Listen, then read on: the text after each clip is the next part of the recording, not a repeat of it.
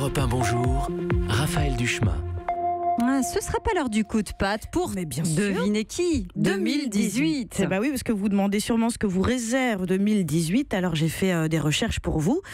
J'ai tapé 2018 dans Google. Vous avez donc Albert une Londres. boule de cristal. Alors une première information capitale, 2018, c'est l'année du chien. Alors ça vous dit rien comme ça, mais j'ai approfondi mes recherches donc pour savoir ce que représente le chien en astrologie chinoise. Oui. Alors je cite ce que j'ai lu. Le chien est cynique. Il aime beaucoup critiquer les politiciens, la société, il a tendance à critiquer tout et tout le monde. Quand le chien croit avoir raison, il est difficile de le convaincre du contraire. Aucun défaut d'autrui n'échappe au chien. Donc en signe chinois, le chien c'est Twitter. On va passer une bonne année, sereine et sympa. Alors j'ai poursuivi mes recherches et je suis tombée... Vous avez oublié que le chien mort aussi. En plus. Et puis il fait d'autres choses. Alors j'ai poursuivi mes recherches et je suis tombée sur un article du Figaroeconomie.fr. Alors on se doute que ça va pas être la grande déconne non plus, mais j'ai appris, pardon Emmanuel, j'ai appris qu'en 2018, la CSG va augmenter, tout comme le prix du gaz, celui du paquet de cigarettes, les tarifs bancaires, le prix du timbre, l'abonnement au Vélib ou encore celui des contraventions pour mauvais stationnement. Ça va être chouette.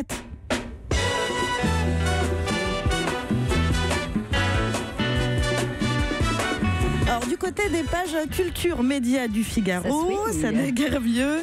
On pensait avoir connu le pire, avec, j'en ai souvent parlé, la tournée Star 80 et les Kids United. À part une tournée des Kids United avec les membres de Star 80, on ne voyait pas comment on pouvait être davantage outragé. Eh ben si, c'est possible. Et là, je parle sous le contrôle d'Eva.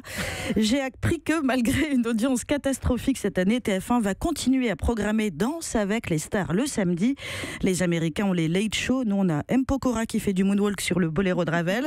Et alors surtout, information capitale, la chaîne l'a annoncé, cette nouvelle saison se fera avec moins de stars et moins de budget. Et on s'inquiète déjà, je cite, du risque d'un show au rabais. Parce qu'avant, visiblement, c'était le Cirque du Soleil. Alors bref, vous l'aurez compris, cette année sent un peu le pâté. Alors ne vous demandez pas ce que 2018 peut faire pour vous, demandez-vous ce que vous pouvez faire pour 2018. Posez tout de suite vos congés parce que cette année, on a 6 possibilités de ponts et 3 week-ends prolongés.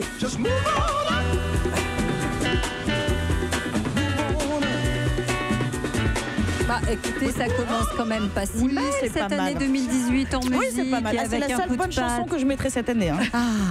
Après, c'est Tato Yo-Yo et tout ça. Attendez, ne dites pas tout de suite. Europe 1.